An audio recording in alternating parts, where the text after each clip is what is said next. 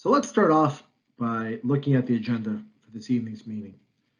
We will do a brief overview of the project and what Stantec has been retained to complete for the City of Whitehorse. We will review the existing transit services and some of our findings that were uncovered in the 2018 Transit Master Plan. We'll discuss the proposed changes that were adopted by principle by City Council in 2018. We'll then discuss next steps and how you can get involved in the engagement process. And last, we'll open the floor to questions and discussion. So let's talk about the project.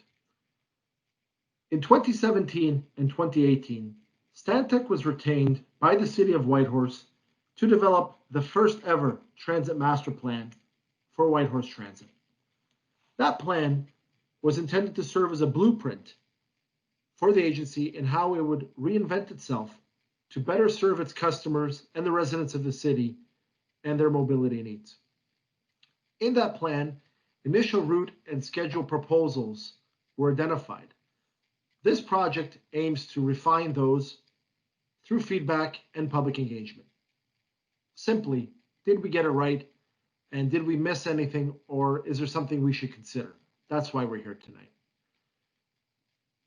The outcome of this project is a new transit network and schedules that will be implemented in early 2021 that better match transit service to existing and future demand in the city. So if you look to the right of your screen, you'll see that we are here in September and October 2020, where we are conducting community and stakeholder engagement.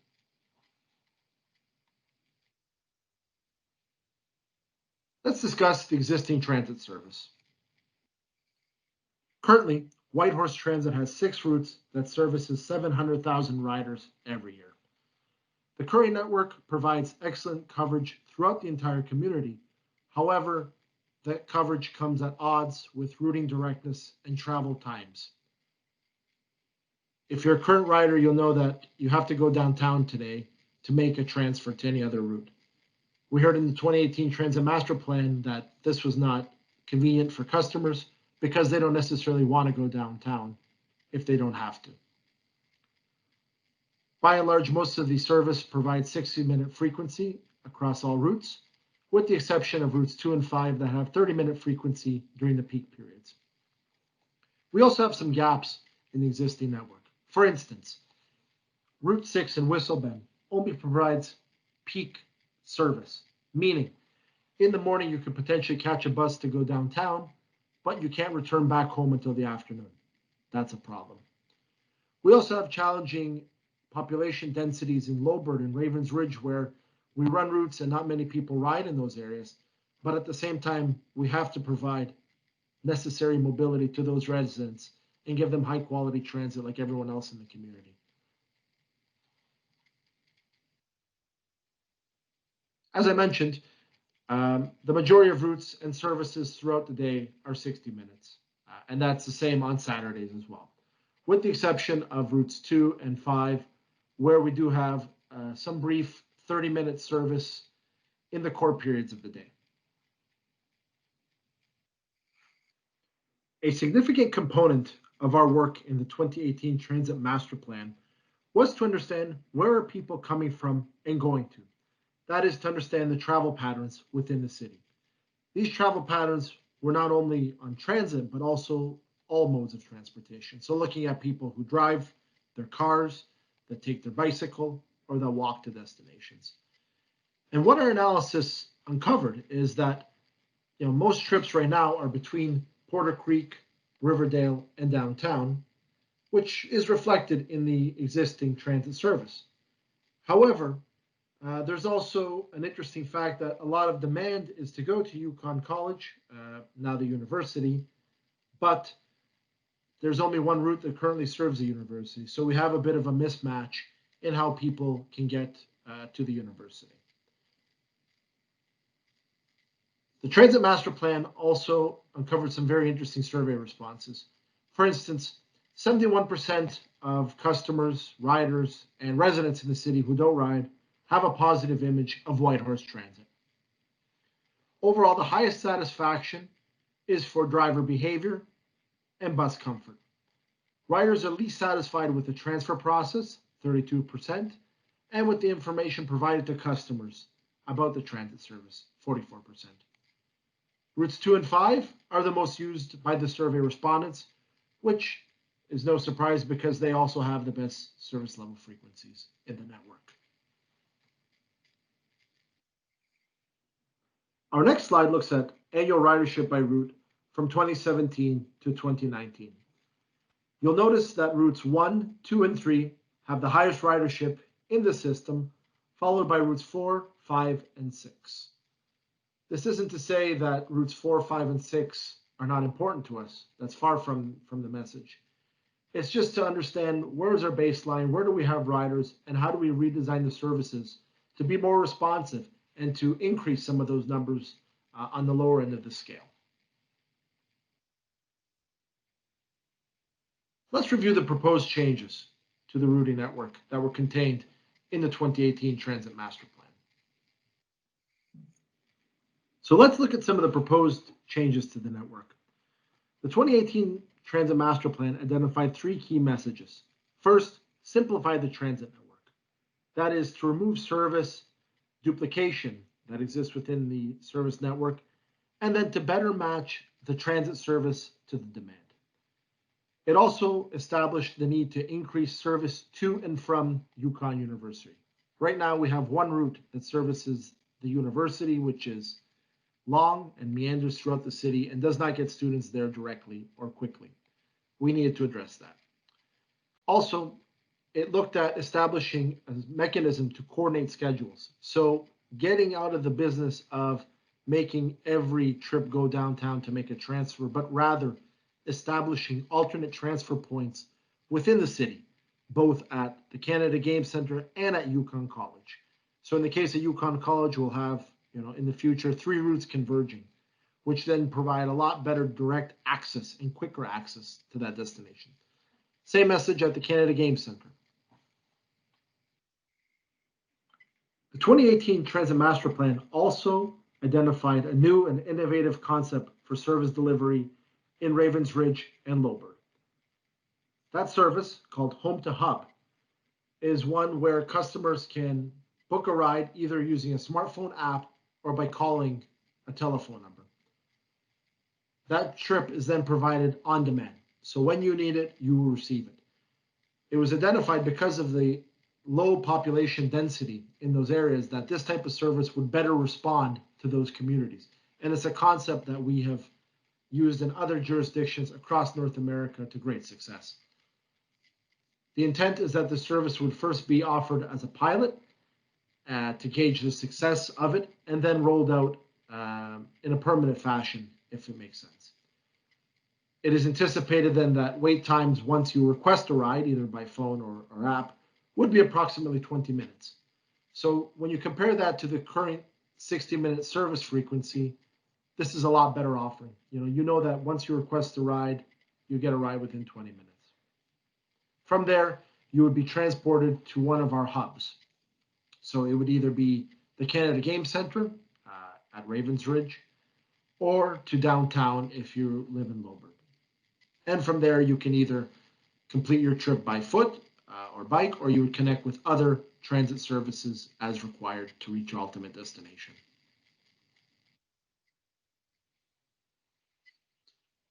The Transit Master Plan also unveils a pretty exciting change to schedules, and that is increasing service frequency across all day parts.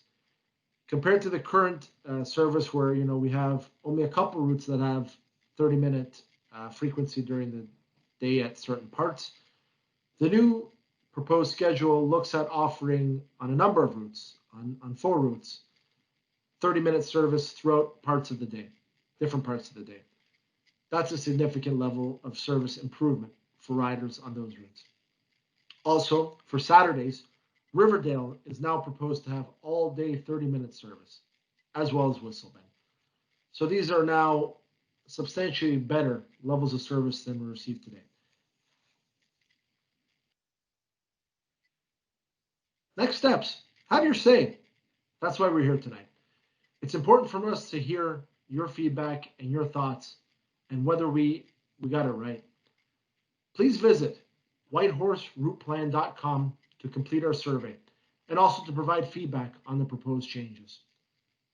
As mentioned, stakeholder focus groups will continue throughout October with different stakeholder groups to refine and finalize these recommendations and make sure we got it right. The final route plan and schedules will be developed in late 2020 and communicated to riders and customers early in the new year. With that, I conclude my presentation and now open the floor to any questions and discussions. Thank you. Okay. So I'll ask Michelle, have we received any questions? No, I don't believe so. If anybody missed the beginning of the session, you can enter your question in the chat, and it looks like we now have a question in the chat. Is there a plan to increase the number of stops in Whistle Bend? Yes. So this, I mean, this plan is a different type of route for Whistle Bend, one that's direct, that's all day, that will have more stops within the community. My pleasure.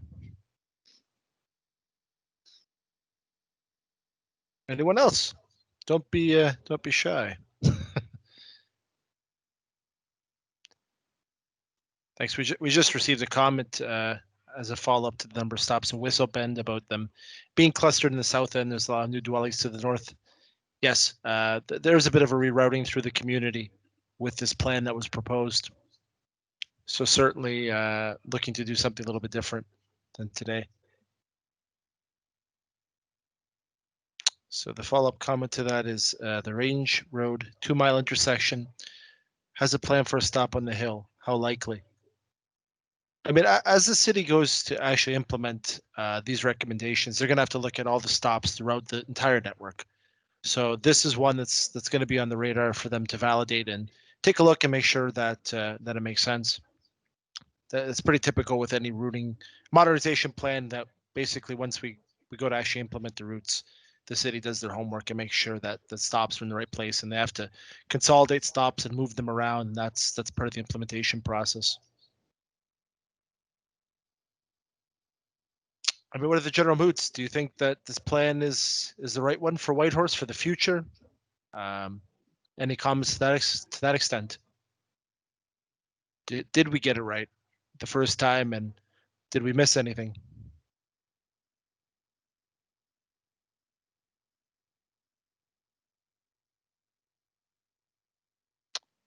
So the comment that received is, I think it's a hard task because of the geography. Seems good to me, but I'll study it more. Yeah, absolutely. I mean, the city of Whitehorse is an interesting place. I mean, essentially you have these pockets of little communities throughout where the buses have to run to, and you're essentially, you're running along highways and freeways where you're not picking anyone up between these little communities. So it makes it really hard to make it a super efficient network that you might do in another type of city where the community is a little more clustered. But our intent really was in redesigning this network to make it a lot more direct, a lot more faster for people, because that's what we kept hearing. Part of the issue now is that, yes, that we're going to require people to make transfers at different locations, but we also heard at the same time when we spoke to people in the past that they'd be willing to make a transfer and transfer buses, but if it was going to cut their journey time substantially. And our analysis has determined that to be the case. We're just waiting for some comments here.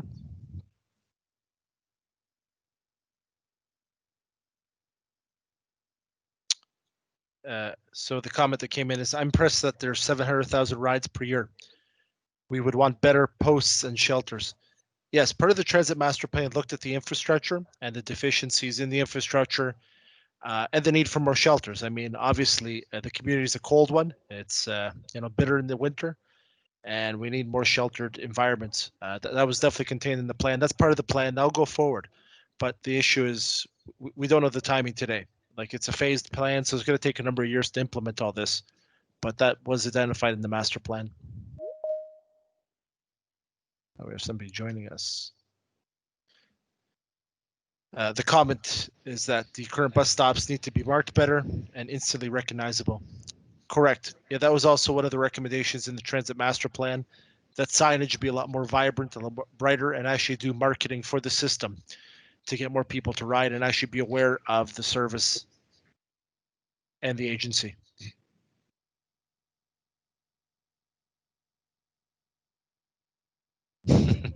Yeah, going to have to read the plan, I guess. Yeah, I mean, it's certainly available online, and if you'd like to really dig into the details, it's there. But the review that was done was pretty fulsome. It looked at all aspects of Whitehorse Transit. It really set it up in a situation to be modern and poised for the future. So, you're one of the people in the room then when I was there for free pizza. Great, that's great. Well, your feedback was definitely reflected. We had some good discussions at the then college.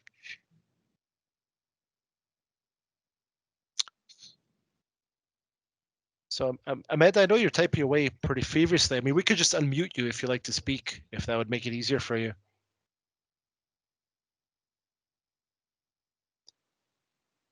If you'd like to, Amanda, Okay, please. there we go. There we Yeah, go. Sorry about that. One screen with the comments and another screen with the buttons.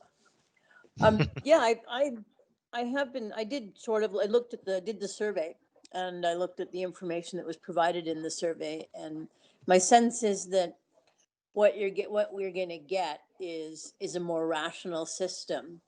And the frequency appeals to me. I'm less tied to the transit system now that I have an e-bike, but I'm still a transit user, and I'm now in Whistle Bend, so I'm very concerned about service from here, and that's been my area of focus.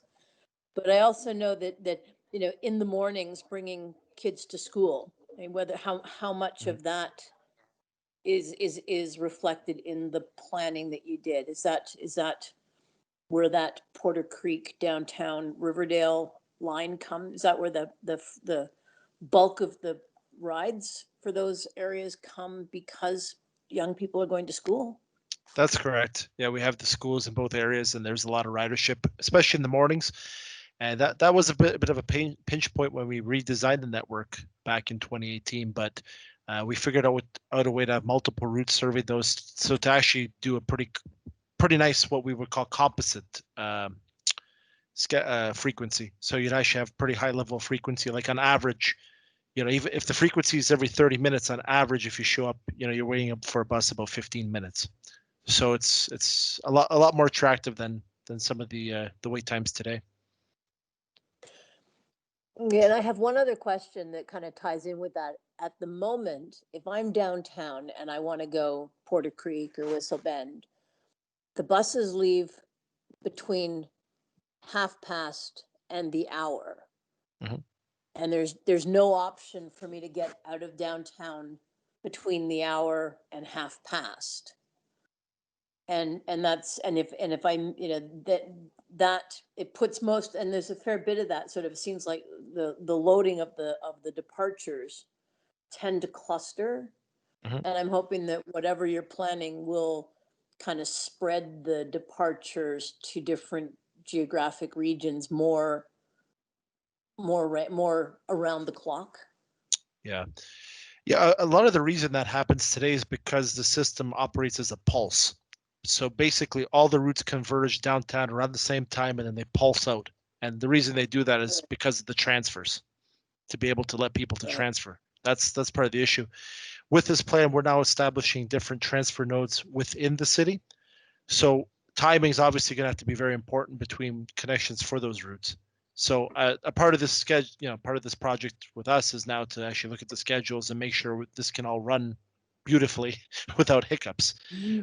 We don't want to take somebody to a transfer point, let's say at the university, and have them wait, a half an hour for another bus. That's not going to work. It needs to be a couple minutes or something, so it could be very fluid and very attractive to everyone. So it's like literally the bus pulls up, you just jump onto another one, you take off. That should be what happens. So that sounds perfect. Yeah, that was it. I really, those were the kind of the main points that I wanted to check with you guys on. they were, I think, the points that I made in the survey too when I filled it out. But maybe I shouldn't have filled out the survey until after I'd heard your presentation. No, it's fine. It's fine. And we would have gave out free pizza this time around, but as it were, it didn't work out. So Okay, maybe I'll just have some pizza here at home. Anyway, I thank you. Let anybody else have questions. Go ahead. Wonderful. I'll mute. Thank you, Amanda. I see we have somebody with their hand raised. Brian. Brian, would you like to speak or? Yeah, I have a question. I didn't know about this town hall thing until I looked at Facebook about 20 minutes ago. Mm. And it said 7 o'clock. At least I thought it said 7. So anyhow, I got into your site on the city web there and briefly looked at some of the documentation. I noticed Whistle Bend, which I'm interested in, has a 30-minute frequency, which surprised me. But some of the off-peak show as a dashed line. What does dashed line mean? Nothing or no service? That's currently. So the new network would have all day service to Whistle Bend. That and you missed that a little bit earlier. I mean, that was a pretty big gap in existing network today, where in the morning you could go downtown, but you can't get back home until the afternoon. So that's a problem, right? So that's something that we had to address. But yeah, that is addressed through this plan. Because I use it a lot, or I did use it a lot before the pandemic when I went to Canada Game Center. It was perfect timing for that, at least going Whistle Bend to CGC. But on the way back, it wasn't very good. So I'm going to have to look through all the routes and timings to make up my mind what I think. But yeah, thanks for hosting this. Yeah, my pleasure. And you'll see, I mean, we really looked to make the routes a lot more direct, a lot faster, a lot more expeditious, like just really to improve the journey, less kind of meandering through the neighborhoods, really just to clean it up and get people to where they want to go really fast. So that was really the way that we approached the assignment back then, the way that we designed the plan. And I mean, that was based on a lot of feedback we got at the time. I mean, a couple of years has passed since we were there, and that's why we're here to make sure that we got it right the first time around and we didn't miss anything, or that something hasn't changed since we wrote the first plan. Yeah, also it occurs to me that on Whistle Bend, the little drawing there was kind of cryptic. It just showed a kind of a loop through Whistle Bend. Is that all on Casca? Or are you going to go through the town center Keno when it gets developed too? Yeah, I think we're going to revisit some of the alignment as was shown in those maps. I mean, at the time, Whistle Bend was a lot smaller. So now that it's kind of built out over the last couple of years, I think we just got to look at what we can service. I mean, part of the issue is when a bus goes out, we have 30 minutes to complete the loop. So we can only do so much and keep the bus on schedule. So we're going to try and maximize what we can with the route, but we have that constraint that if we start making it longer, we're going to start missing connections and it's not going to work. The whole system's going to break down. So that's part of the problem with these things. You only have so much time and you can do what you can with it, and you try and maximize the available time in the schedule. So that's part of our job. Yeah, I'd like to also point out that somebody's wrecking their computer by the sounds of it. Anyhow, there's a Whistle Bend place here for older people, and the bus only goes by on Casca. It would have been ideal to run a bus by there for all of the employees. I'm not so certain about the tenants there, but certainly there's a lot of employees, and currently they're walking in from Casca.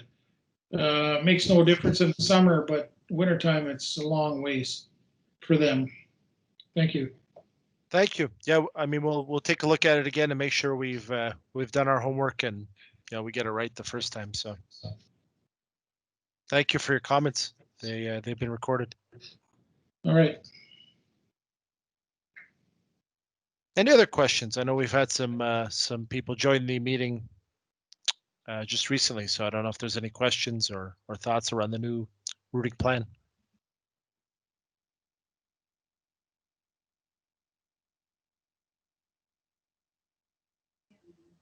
Well, we'll stand by. I mean, we're here for the full hour, so we'll stand by and we'll wait anyone's questions if they show up. Or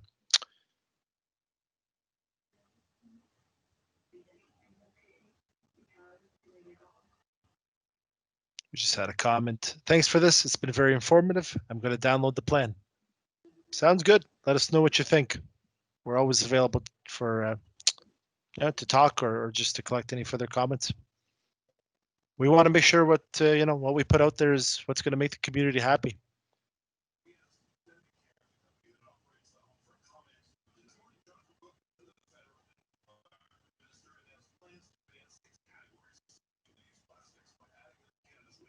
Another comment just came in. Thanks. I will. Will it blow up things if I do a survey second time, or should I just send an email? It would be preferred if you sent an email if you had some additional comments, just so we make sure that we give everyone a chance. And it may actually not work if you're using the same IP address.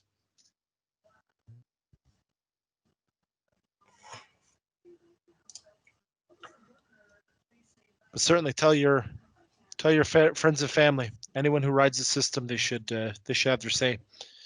We don't want this to be a surprise to anyone.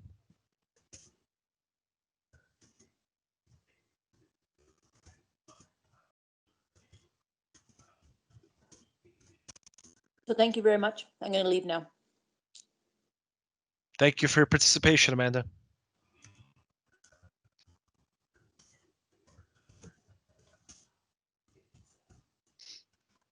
I still see we have some others on the line. I mean, if there's any comments or questions, we're here for another 20 minutes, so we'd love to talk to you.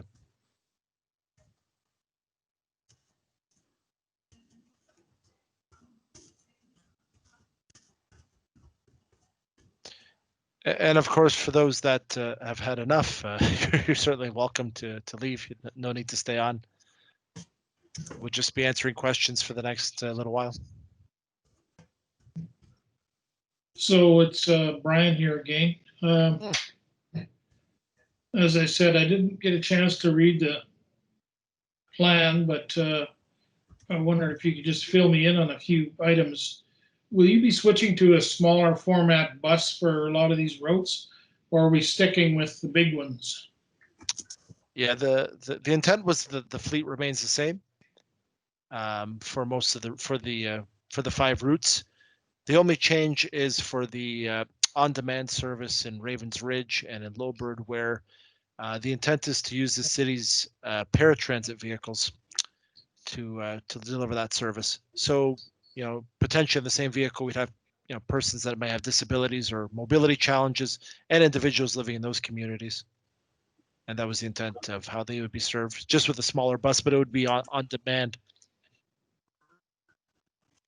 So do you find operating a big bus reasonably economical in non-peak times, or you see the bus when it's not school time, they're relatively empty, and you could probably accommodate most of those people in the off-peak times with a smaller bus? Does that just complicate things hopelessly, or how do you view that? Yeah, I mean, that's essentially then doubling the fleet, and that's not typically done, because then you have to maintain those vehicles. There's a cost for those. I mean, it's think about a Tim Hortons. It's not full at all every part of the day. It's empty too, and we don't close the doors down during those times. So, transit's the same way. Sometimes the buses do run with people that aren't on them, but it provides that option for mobility, and that's the purpose of transit, to be there if people need it. So I understand what you're saying optically. Definitely, it doesn't make sense, but it's a service that's for mobility for people. It has to be there, even if nobody's riding. The vehicle should be running. And on another question, many of the permanent bus stops have little signs mounted on a post or in a bus shelter giving details on times and routes and whatnot.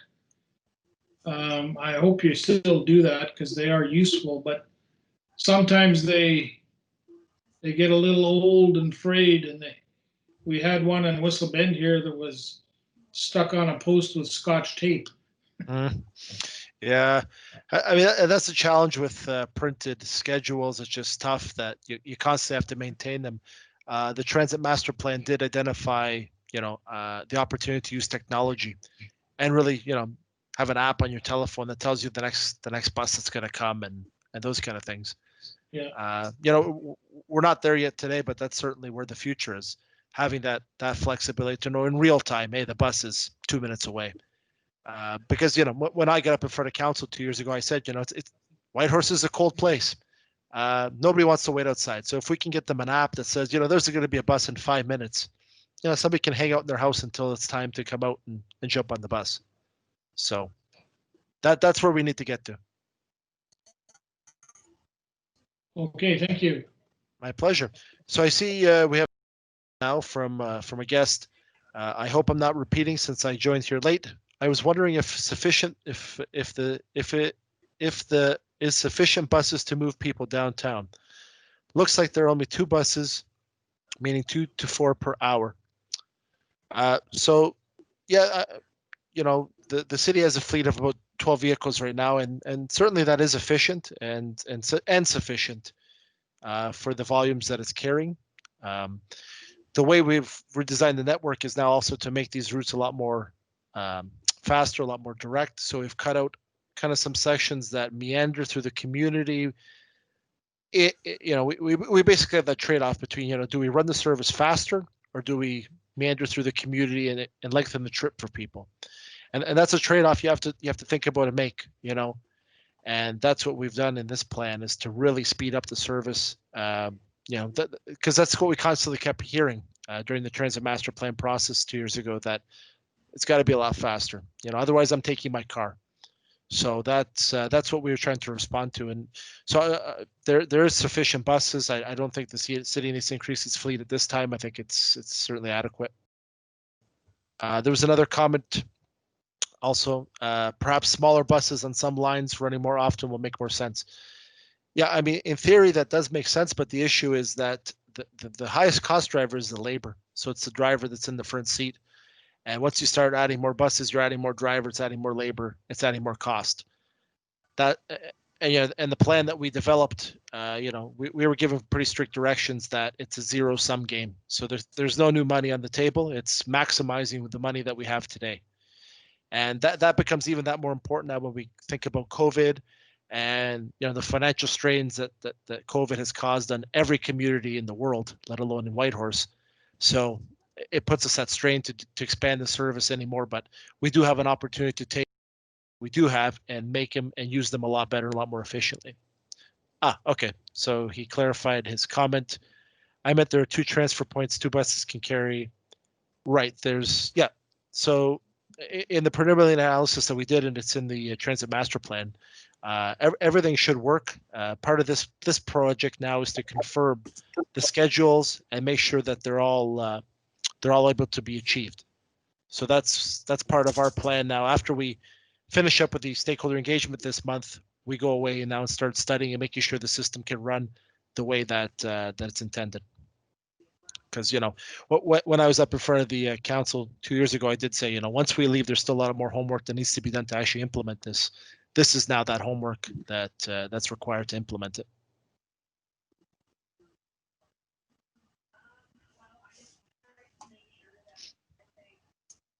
Any other comments or questions? We're still live for another 11 minutes. Love to hear everyone's thoughts.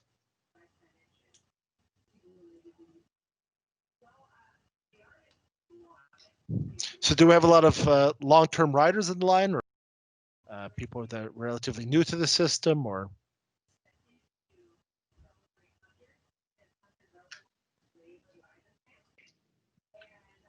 Yeah, Brian here. I'm relatively new to the system, and I really got enthusiastic when I found out how good the connection was to the Canada Game Center from Whistle Bend. Before that, I didn't use the bus much, and I haven't since the pandemic. Mm. And I even every month I would buy a bus pass. And I might also say those bus passes, they're bigger than a business card, so it's hard to deal with them. They're bigger than a credit card, for example. Yeah, they don't fit. They don't fit in your wallet nicely. Yeah, they don't even fit in a. You can buy a little holder for your address thing when you go traveling. It wouldn't. I had to cut the bottom off to fit it in that. So I would recommend a little bit smaller if your drivers can agree to the size. That's a good comment. We'll take that down. I mean, also the city is in the midst of rolling out an electronic fare management system, so I'm sure that pass is going to be available in electronic format sooner than later. I don't know where it stands at the moment, but you mean on my phone? Yeah, that's part of the process. That too was a recommendation in the transit master plan to have a electronic fare management system, so something app based or yeah. So hopefully in the future, that monthly pass will be on your phone. All right, that sounds good to me. That's the plan. I mean, I wish we could just flick a switch and do everything that was in that plan, but it's going to take some time and some patience. Unfortunately, it was a 7-year plan, so yeah. I think you're moving in the right direction, so that's great. That's great. I'm very happy to hear, and certainly happy to hear you're a new rider and try and transit out.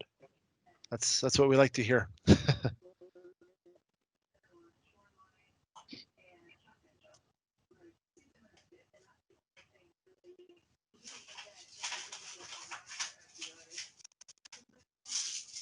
So the last few minutes we have here, we have some discussion questions, so maybe we could put those up and see if anyone has any thoughts. First question, I mean, are there any challenges or changes that have merged since we did the transit master plan 2 years ago that we might need to consider? I know we heard Whistle Bend has grown and some, the community's expanded, so that's something certainly that we need to go back and take a look at. But are there any other things in the city that have changed? I mean, other than COVID, which is shaking the world, that we should be aware of?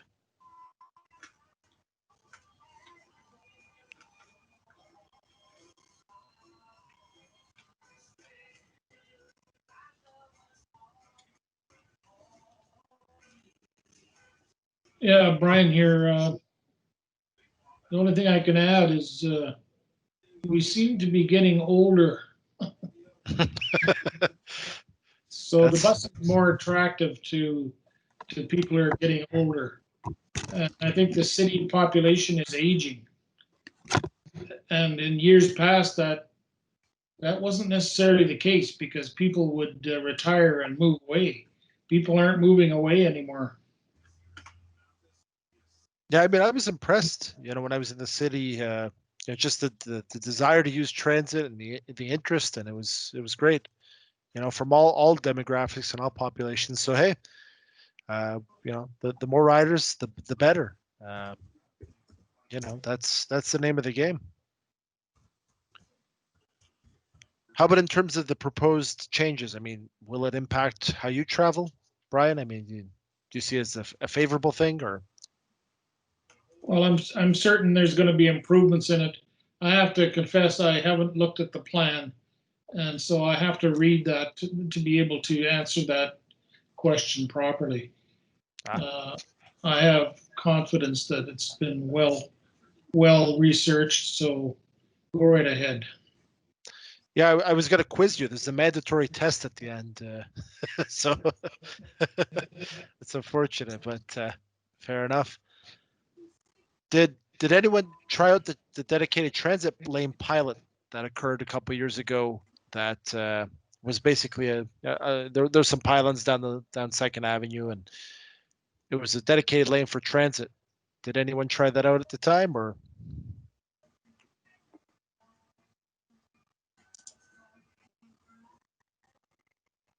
I'm guessing not. What about the home to hub concept? Any ideas or thoughts around, do you think that's something that the residents in Lowbird and Ravens Ridge would be interested in?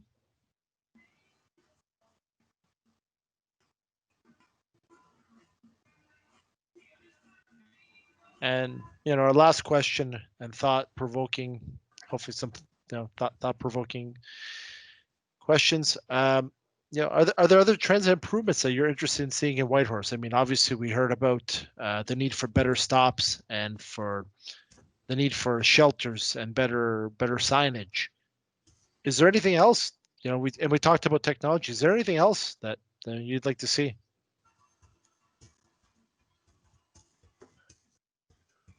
Yeah, Brian here. The one thing that comes to mind is there any way to put free Wi-Fi on your bus? So we can, read the news or whatever on the way downtown or whatever. Yeah, and we did talk about that in the Transit Master Plan. There is a potential for that, depending on the type of system the city buys for basically its transit operations. So like the vehicles, like for a scheduling system, some of them are Wi-Fi based. So if the vehicle's already being fed Wi-Fi, you can piggyback off that and provide it to the customers in the bus. So that's to be determined yet. The city's just in the midst of implementing that and purchasing that. So it's going to be on the radar, but it's certainly a good idea. I mean, it's most agencies now in North America looking at it. It's an amenity, and people love free Wi-Fi. So yeah, I think that would be really popular. So we have a comment here. I was wondering if the home to hub concept will not compete with the taxi industry. No, and this is a comment I made at City Council 2 years ago when I presented that. The intent of the not to put the taxi industry out of business or to compete with them. The intent is that this service is augmenting a fixed route. So let's say you live in one of those two communities. We'll pick you up and take you to a transfer point. We're not going to take you, shopping, grocery shopping, or a point-to-point trip. It's really pick you up, take you to a transfer node. So that's a distinct difference. It's not a taxi service. It's a service coverage solution for those communities, if that makes sense.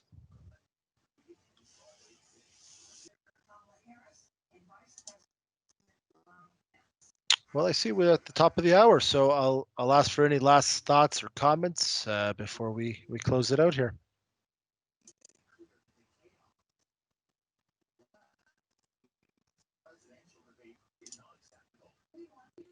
Thank you, Sasha. Thank you, Brian. And thank you to everyone who joined us this evening. It was a great conversation, and certainly if any thoughts come up or you're chopping some carrots later and you have a thought, send us an email. We'd love to hear from you and just love to hear your thoughts.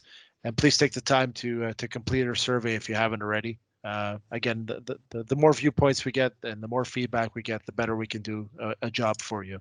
So thank you very much for the time we spent this evening. I hope you all stay safe and your families as well, and have a good night. Thank you.